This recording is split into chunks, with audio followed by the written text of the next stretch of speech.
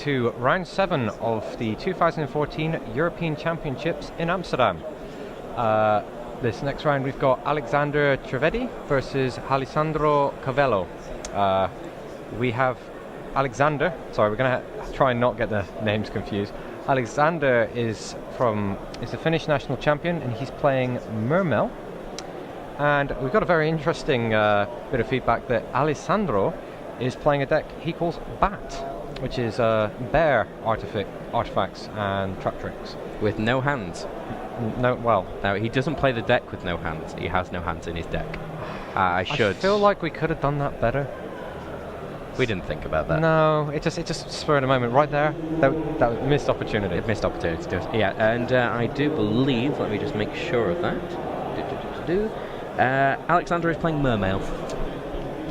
So that should be interesting. Cavallo did actually play YCS Turin as well. So I'm not quite sure where he did actually place in that.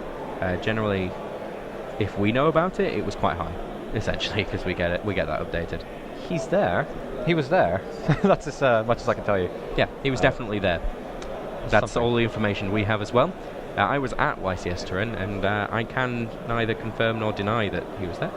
So, definitely. Also, just a quick shout out again, we've got James Pennicott and Oliver Gurman on our written coverage. Again, if you're viewing this on YugiOhCard.com, it is over on that side. Again, if you click the link that says it just there, if you click the link that's above that on Twitch, you will leave this page. So do not do that, please. Still waiting. Yeah, we're just getting these players settled in and set up. As soon as I can show you the cards, I will do. Oh, we've been given life points, so I do believe we're starting in a moment. Looks like they're just getting the hands together. As you won't hear it here, but they are in actual fact going to yell duel at each other as loud as they can. Just in the spirit of good games. Well, they should. Okay. They may or may not, but we'll hear it if they do. No, we won't. They can't hear us when... No, that's true. Oh, here they are. Here we go. Ignore the Curry Bandits. That's still up from last match.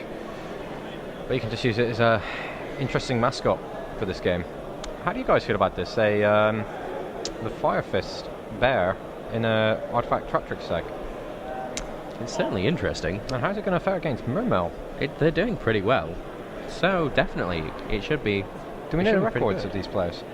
No, but I can find out. Yeah, it's probably 7-0 or 6-1 at this point. We'll just find out for you. Just figuring that out. While we're figuring that out, I'll just take time to reflect, perhaps on the last time we saw Mermail. Yes, the Mermail XE universe. Yes. What a card. What a card. Also, you may see us squinting a bit. In actual fact, we have a light right here next to us, so we don't just disappear into the background. It is the brightest thing we have ever seen. It is as bright as the sun, and today our special guest, the sun. Yeah, and I'm going to leave here, and I'm just going to have that like coloured squiggly block thing following me around. And you look over here, for the rest of eternity. Oh, only for a few hours. It goes away. I hope it does. Never go away. I'm not an optician. Right, they're on 5-1. So yes, we were correct. Yes, 5-1. It's round 7. Exactly. So they played 6 games previously. Oh yeah. So yes, 5-1. We're losing track of time. Matt failing at math. Yes. Again. That's 2 star chips if we ever have a tournament on an island somewhere. Yes. That would be pretty awesome, but I just imagine it would be impractical. Okay, we're getting a shuffle up.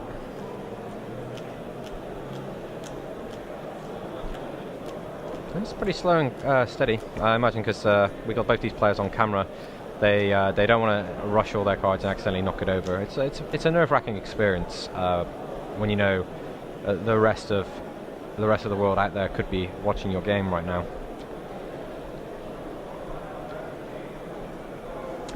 So let's see what's happening.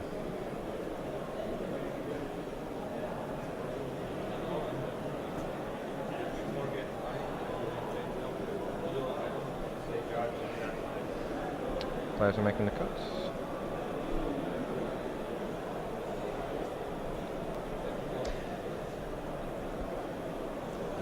There's a 3. It's a solid 3. It's right in the middle.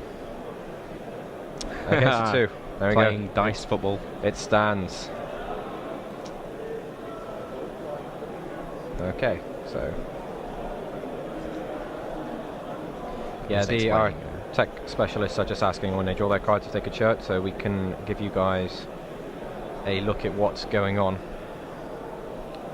Right, as these cards load in, Alessandro. See a breakthrough skill there. Oh, this is Alexander, yes. Breakthrough skill. Genex Undyne, Atlantean Marksman. Can't quite see that card over on the left there, and there's an Abyss Sphere in the middle. It's Mermail Bislind. Okay, this is good. This is very good. And for you guys, there we go. Brotherhood of the Firefist Bear, Soul Charge, Pot of Duality, Trap Tricks Nightmare Hole. Sorry, Trap Tricks Trap Hole Nightmare, and Artifact Sanctum. That's a very strong start for both players, actually. It's a good start. Mermail would have liked to have seen an Abyss Pike or Abyss Tius, but his hand is by no means, I would say, dead in the water, but I'm trying to avoid terrible. No, it's good. There's things he can do. The Genex Undyne is, it will be really good for him as well here. And because of this Firefist Barrier deck, I have no idea how fast this is going to be, so there's plenty of time to draw into a few options. And I can show you the hand as it loads in. Alessandro starts again with a Pot of Duality.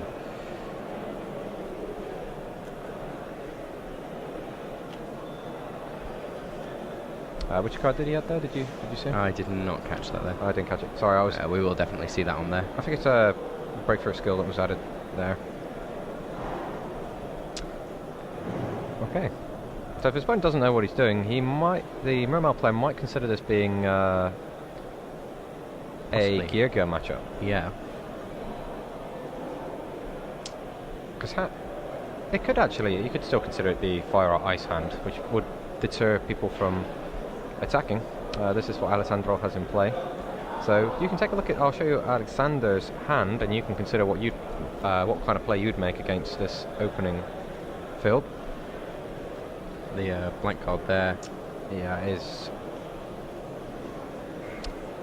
Figure it out in a moment.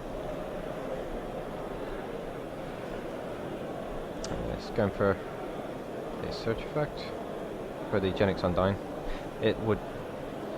Yeah, it's a Genex Undyne. That's accidentally popped up there as a blank card. Okay, so he's going straight for the marksman. Let's figure out what's going on. Oh, sorry, let's get this up here. Let's get the information right now.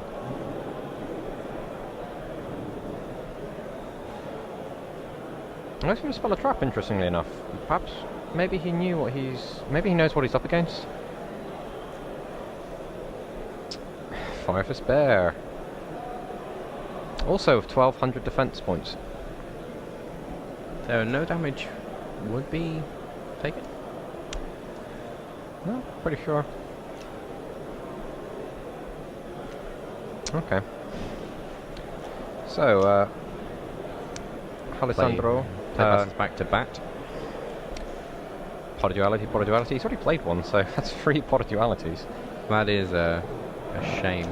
Well, depending on the special summons he intends to do, I mean, his Artifact Sanctum he wants to use in his opponent's turn anyway. So those dualities are actually really good for him. The Soul Charge is not so useful to him this early in the game.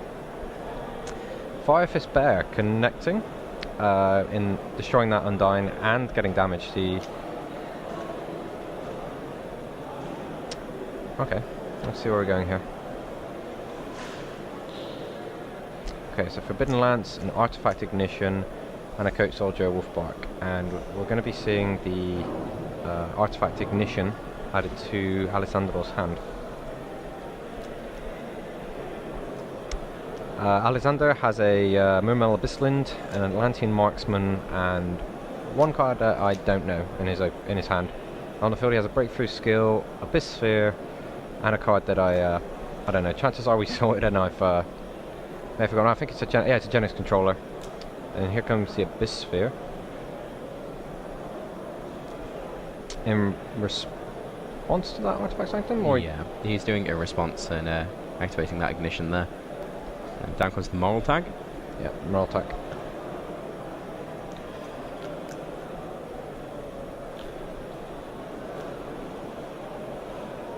Okay, let's continue. He draws a card. I think he drew Atlantean.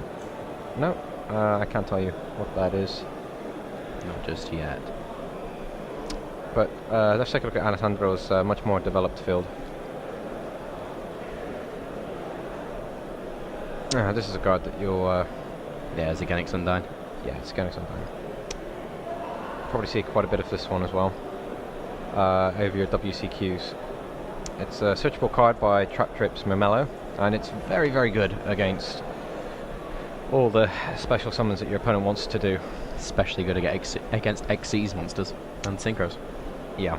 I kind of feel like... I would say it's stating the obvious, but it never hurts to just sometimes just say, hey, you know what? This is a great card. You should look at this. Face down on Aleksander's field is he has a Breakthrough Skill and Abyss Lind. That's quite strong against this lone Firefist Bear. Yep. There's an Atlantean Marksman in the hand of Aleksander, so he's going to use the Abyss Pike to get another search effect off and take out one of his opponent's cards. Yeah, it's Abyss Grunt, a very powerful card which allows the Mermail deck to do such ridiculous things and summon multiple monsters in play. It's very important, that Abyss Grunt. And here we go. The Marksman will destroy that Trap Trick Nightmare Hole. This is a shame. Trap Tricks, Trap Hole Nightmare. And here goes Torpedo number 3. It's a Pot of Duality. If we want to see the card that was drawn, it was a Wiretap. Pot of Duality? Now, I don't see why he's taking hands out here in favour of a bear. Did he just snap back the Artifact Sanctum? Pretty much. Okay. And there's a Soul Charge there. Although there's not really a lot he can do with that right now.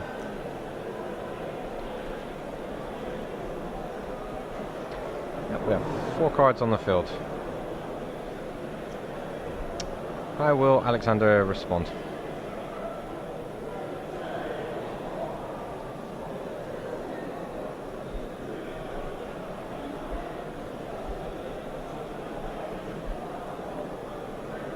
By staring at his opponent and smiling. Oh, how unnerving is that? It's a little bit. 1,000-yard stare. He's like, what have you got? I've got everything, and you have nothing. Although he technically doesn't have nothing, but he's built a moat between him and his opponent with all those spells and traps, and he has his champion, Firefist Bear. We're going to see a Genex Undyne. Sending, I believe that was Tidal, Dragon Ruler. Very, very powerful card. In the previous Mermail matchup, we didn't see Tidal, and it does give that Mermail deck the late game that it needs after it runs through its combos. Okay, it's also a very safe card to throw into opponents' back row cards, because sooner or later they're going to run out of ways to deal with a 2600 monster without things like DD Crow, which usually exists in the side deck. And it usually will just keep coming back. Yeah. Okay, so we see the attack from the Dragon Ruler. Since we've talked about this a few times, I'll bring this up. Hey guys, who didn't see this one last year? Or the months after that? Or the months after that? Just in case. Okay, so we're going to see an Artifact Sanctum activated to get Artifact Bialtak, which will trigger.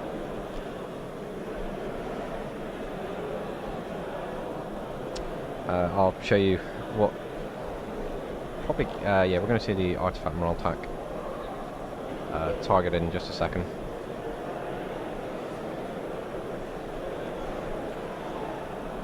Okay, Alexander takes a moment to consider.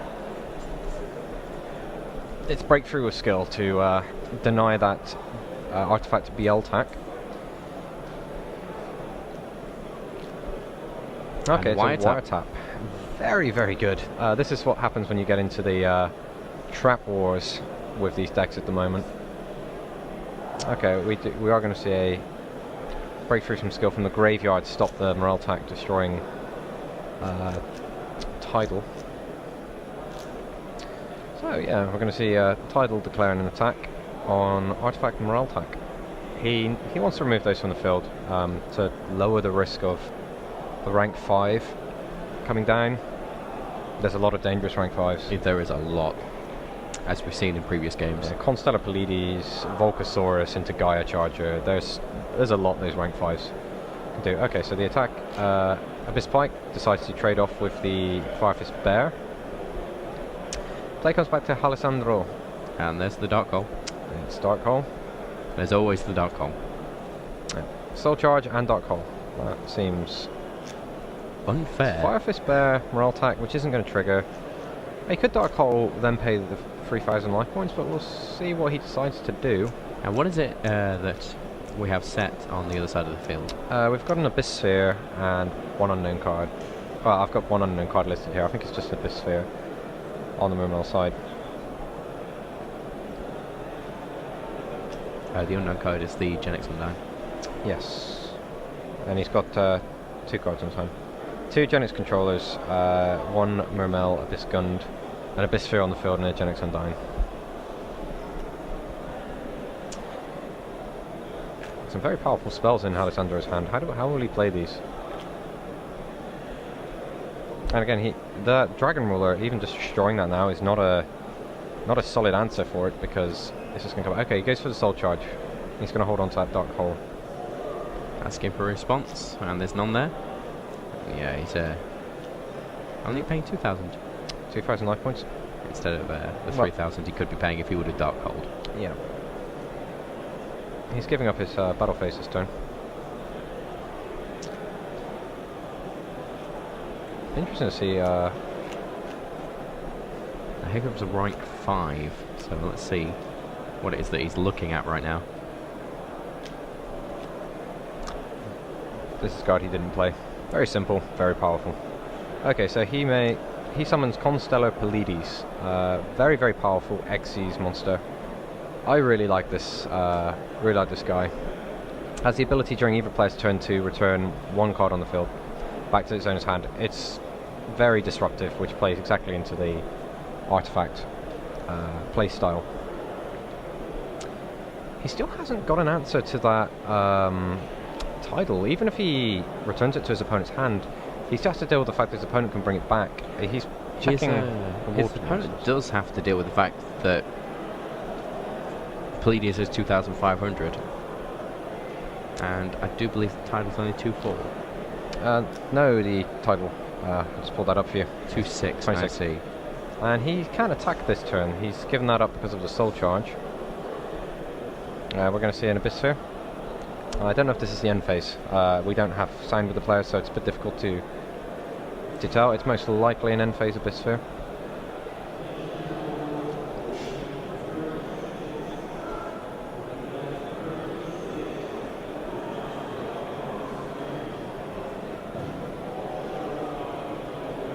Yep, Tidal go returns to the hand, and Mermel Abyss Lyn will be destroyed, adding another water monster to that graveyard. And Abyss Spike. Abyss Pike. The Abyss Pike is actually really nice here, because he's got the Mermel Abyss Grund. I'll just pull that up for you in case you're curious about what this one does. One of the nicest cards in the yes, it was so good we limited it. Basically, yes. When you had 3 of those in the Mermel deck, it was just doing so many ridiculous things, and it was very hard to keep up with it. A lot of other decks was just, wow, okay, almost every monster I summon gets me another monster which does something else. Out comes the Hild. The Abyss Lind. That was the Lind, sorry.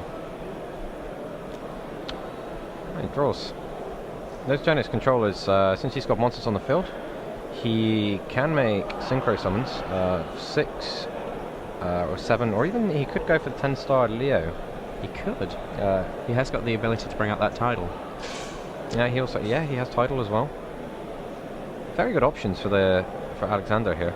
I think he's going to make the play. He's got the Constellar Pleiades to worry about as well, so we might be seeing. I believe is just returning it back to hand. Yeah, he doesn't want that synchro play to go through. But what does he have for say? He has an Artifact Sanctum, so he could answer any play here. Oh, okay, we're seeing an Abystius.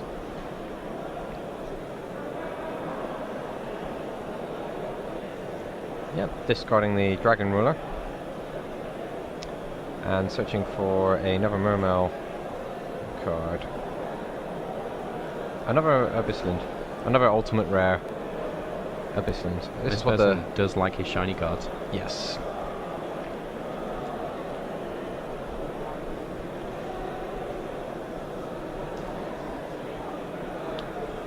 Two more water monsters being banished. Yep.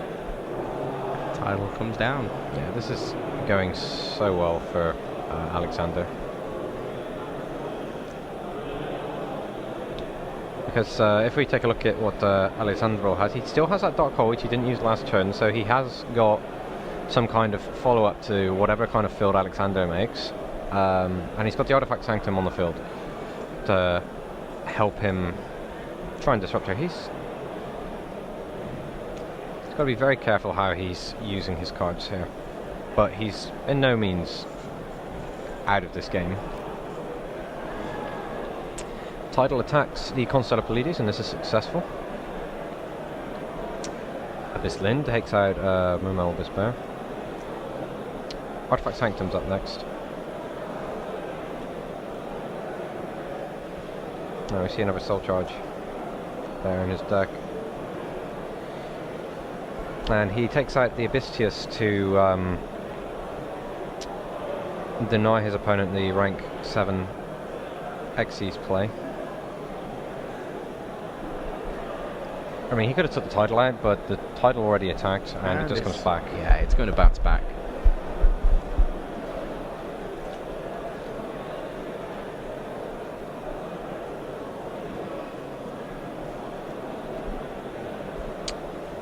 Lots of flicking. There's two Genix controllers. And he's okay, so yeah, players come over to Alessandro, and he top decks the Traptrix Mermello, searching for a bottomless trap hole.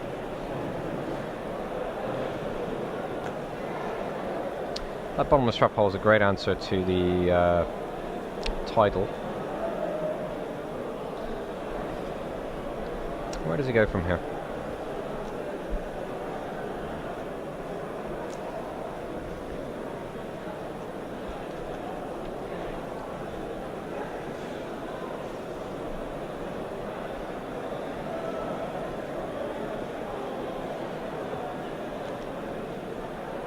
Alessandro is noticing how many cards is actually left in Aleksander's hand.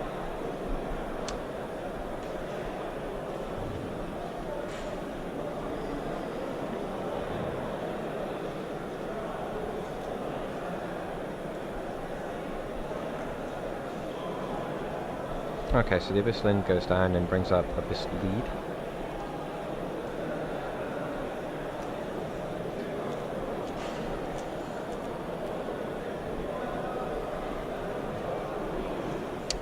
So you take a look at Abyss Lead. And there goes the Dark Hole. Okay, yeah, Dark Hole to clean up. And he passes, Alessandro passes the turn with just a bottomless trap hole. Yeah, he asks him, oh, that's the bottomless trap hole, right? Okay, so he knows his title's at risk. He has an Abyssland in his hand, Abystius, Genix controllers. He's not in that bad a position. Does he? Do you think he'd play the third Genix controller?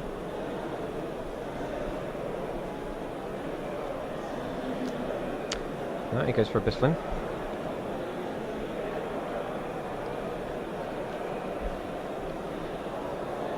Yeah, bottomless trap hole. Interesting. And here now he can actually bring out straight a up to level tidal. 10. Oh, he's given up his normal summon, so yeah, he's going for. He's going on his combo. So he's got the rank 7 play, and he's got Abyss Orca. Yeah, that's so good. He might have game before that becomes relevant, but we'll see.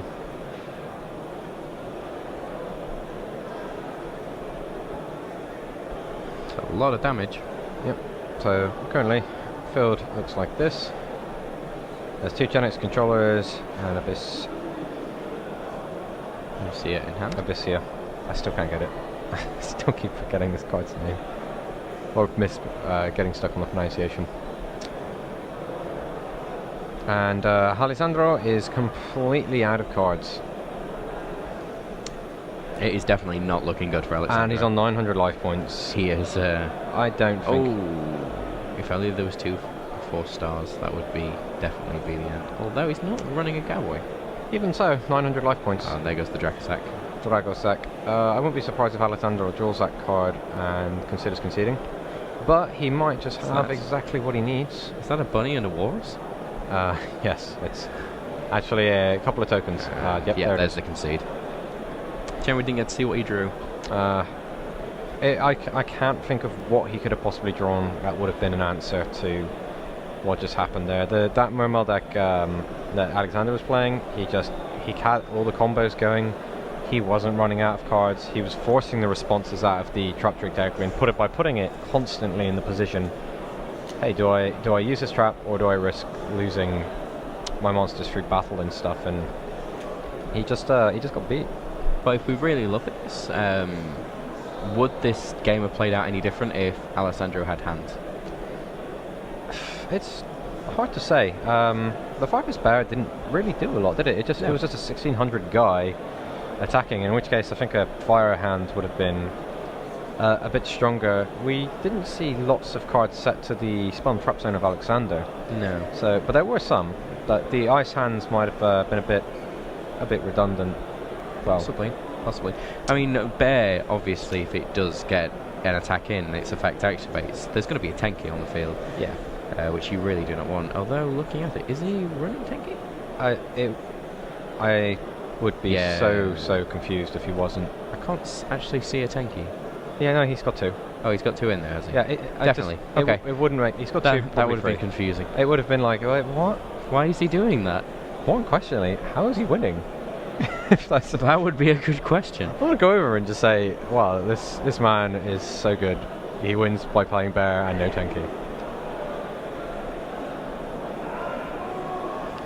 Okay, so we're seeing Soul Charges coming out, and DD Crow, Dimensional Prisons coming in, and Malevolent Catastrophe.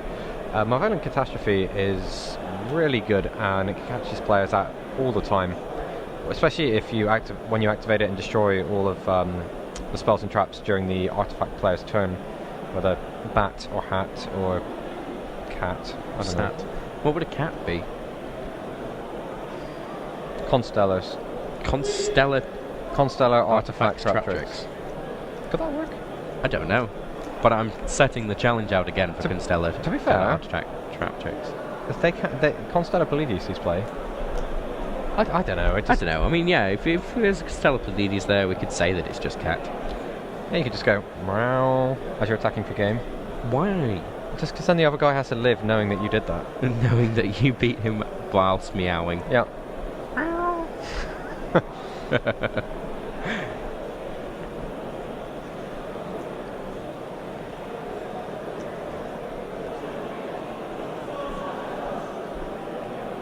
Okay, so we're shuffling up and we're going to be getting ready to start game 2 of round 7. I see a Mind Control, Dark Hole, Fire Formation Tenki, Bottomless Trap Hole, Artifact Morale Attack, Solemn Warning. Okay. And there's an Abyss Pike, a Marksman, a Tidal. I can't see that card right there. It's a Torrential Tribute there as well. Tribute. It's the middle card that I wasn't quite getting. Actually, There is a Tenki. That makes me feel better. Yeah, maybe my reaction to Alessandro's opening hand, it was like, it's actually, yeah, very good hand. I think that's very playable. Actually, to be honest, I don't know what else he'd be looking for. Yeah, that's a fine hand. Far Formation Tenki. That? No. And just see Alexander's hand as it loads in. Artifact Moraltac set face down. We're going to see turn play past, Solemn Warning and Artifact Moraltac set face down. And we're going to see this Pike discarding Atlantean. Well, hold on, we'll see. Oh, Solemn Warning. Oh, it's Solemn Warning. Yeah, he's Alessandro's not letting him get the early game search off. It's a very early Solemn Warning. Okay, so yeah. Now we're going to see the Far Formation Tenki. He didn't want to give his opponent the knowledge that he could get the bear before he could do anything with it. I mean, sometimes you can argue it thins your deck down a little bit, but just simply playing the Far Formation, adding the Farfist Bear to his hand, and then not doing anything, it just gives your opponent information, and he's not really gaining anything by doing it. There comes the Torrential Tribute. Bottomless Trap Hole goes face down. No? No? There's no reason not to set it currently. And that looks like an Artifact Ignition. Yeah, I think that was Artifact Ignition that got set face down. Yep, we were right.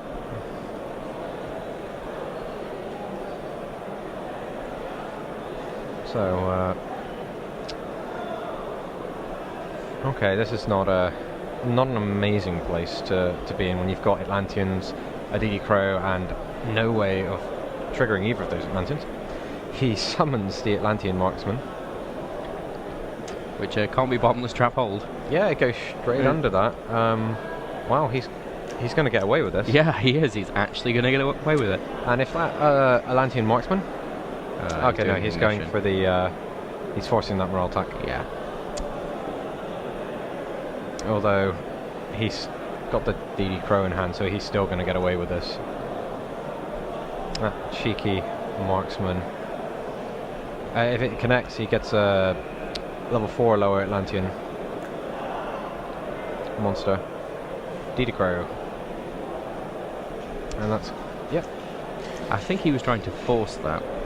Yeah, he had the answer in his hand. And he slipped under the net, and he gets Atlantean Dragoons for more damage. That's quite a big chunk to take out of Alessandro, especially when he's playing soul charges. Like even a soul charge for 2 right now leaves him, well, on 800 life points. And we see a face down Dimensional Prison,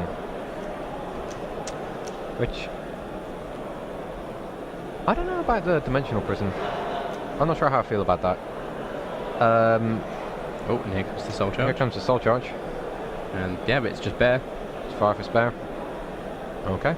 Now you can attack this turn.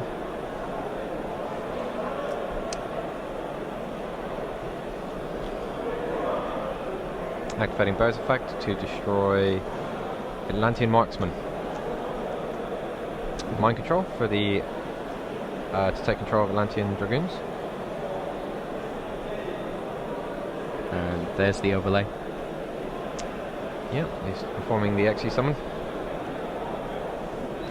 It's Abyss Dweller. Oh dear. That's very good against Momo. We saw that putting the weight in.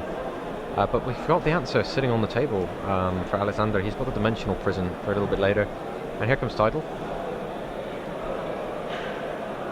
Bottomless Trap Hole being used, taking that Tidal out of the game. And play comes back to Alessandro. Okay, and now he's got a Farfist Bear. Now maybe we'll see what it is. Oh no, there's the Yeah. There's the Dimension Prison. That's the interesting thing here is he chose to Dimensional Prison the Firefist Bear. But not the Abyss Dweller. Not the Abyss Dweller. I think that's Gore's the Emissary of Darkness. So yeah, that's going to leave him with a 1700 attack token and a 2700 attack monster. We did see a Gauze earlier as well. Yeah. It's nice to see it again. It's if you consider the field, there's a Dark Claw in Alessandro's hand. Some excited players in this venue. The Morale Attack is no longer in play, but we've got the Abyss Dweller. It's an adorable Gore's token.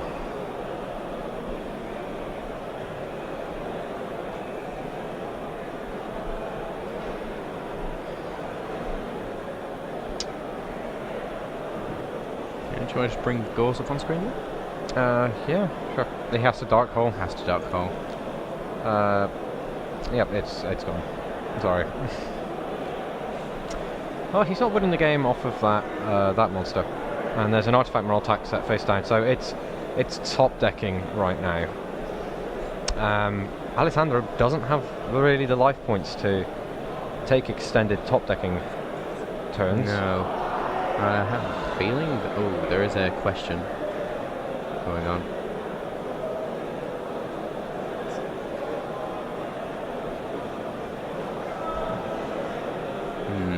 Okay, I'm not really sure what's being discussed there. Tell you what should be removed, perhaps?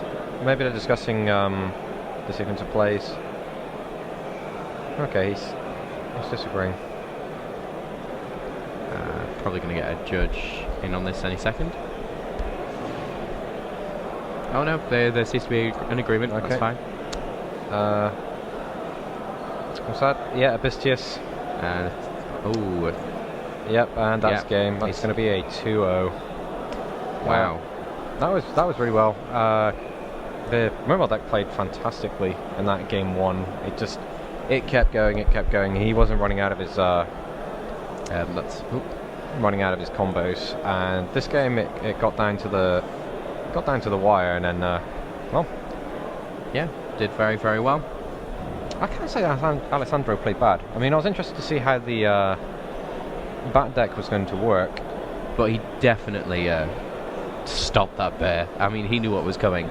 Having a tanky and a bear out at the same time is not going to be a good thing. That's actually why he used the Dimensional Prison on the bear. Yeah, he didn't want to let him get the tanky. It's just like when you see Abyss Dweller as a Mermail player, it usually represents the bigger threat to you. But in this case, he had Gores. So it's like, okay, I can just stop you taking the bear, because obviously if he uses the Gores against the Firefist Bear, he's still going to get the search and going to be able to take out one of these. Take out the Gores, because the token's only going to be 1600 attack. So no, Alexander really well played that. And Alessandro bat not so well. No, it did not come up to bat. Hey guys, I feel bad. I hope you guys are keeping track of all these puns. I hope that somebody has a list of all of the puns, but cat definitely should be. That should be a thing. Yeah, cat should definitely be a thing. Yeah, one of you guys at North American WCQ. Win with cat. Definitely. Win with cat. If somebody makes a cat deck, then I will probably do nothing. But you'll have my thanks if I see it. Just send a postcard saying meow. Saying yes. It will have Why a cat not? on it and everything. Definitely. Definitely.